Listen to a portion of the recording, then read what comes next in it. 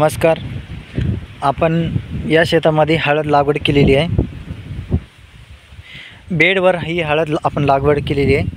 आणि हे बघा आपलं अर्धा एकरचं क्षेत्र आहे. हे या रानाचे मालक आहेत रितेश कुंदरगे.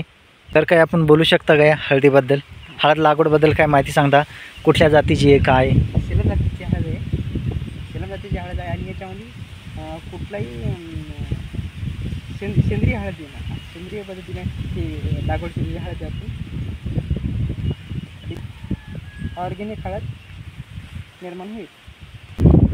तर आपण शेतकऱ्याला विचारू की यांचं हे अर्धा एकर क्षेत्र आहे, तर किती हळद होईल तुम्हाला याच्यामध्ये? अर्धा एकरामध्ये कमीत कमी 20 क्विंटल काढू शकतो आपण. ओके ओके, धन्यवाद धन्यवाद. निघून होते. आता ही तुम्ही हळद लावली बेडवरती आणि तुम्ही ड्रीप पण नाथरलेलं आहे.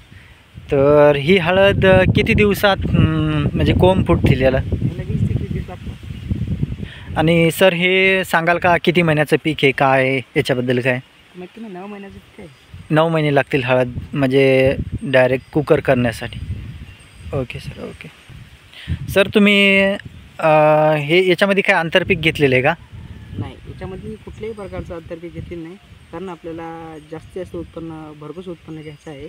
त्यामुळे त्यामध्ये कुठल्याही प्रकारचं आंतरपीक घेतलेलं नाही आपण. धन्यवाद. ओके.